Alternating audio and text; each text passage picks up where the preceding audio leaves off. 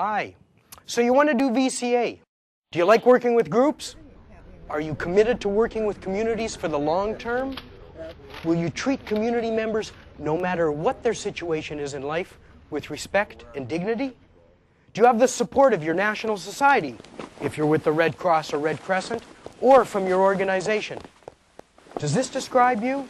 Did you answer yes to all of the questions? Okay, let's look at how we do VCA.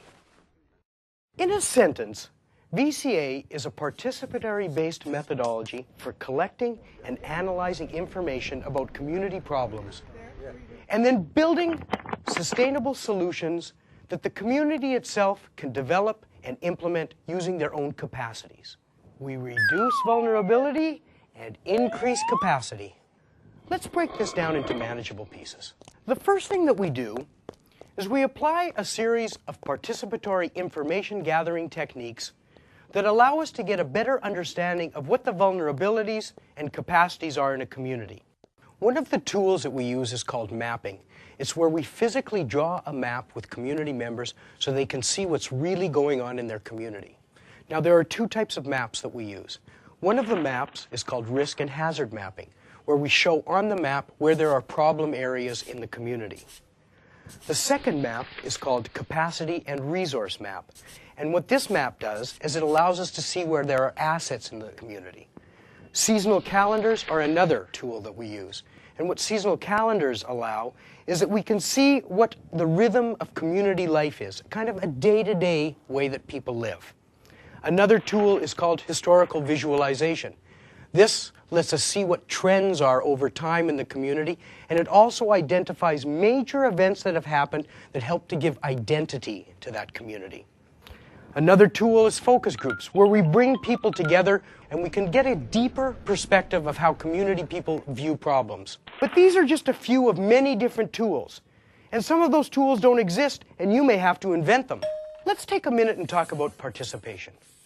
Participation means that everybody involved in the process has a voice and has the right to be included in the decisions that are made.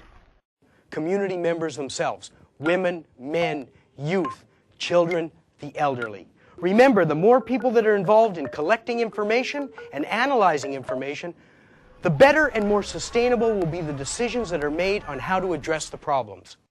Then, through participatory analysis, we try to understand what the root problems are and how these affect the lives of people in the community. The community then takes those problems, prioritizes which are the most important, and then decides which ones they want to address. Sometimes we need help. Communities can't do everything, and we as organizations don't have all the skills and the knowledge to address all the solutions to all the problems. We need to build alliances.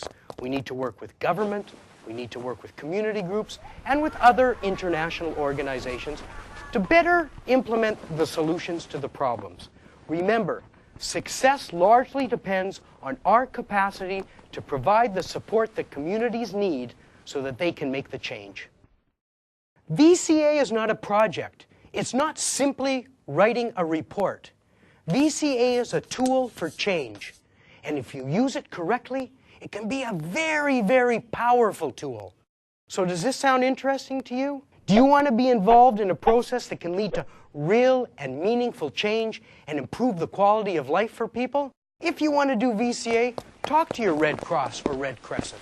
Take a VCA course, but more than anything, make sure you're committed to working with communities for positive change. You can make a difference.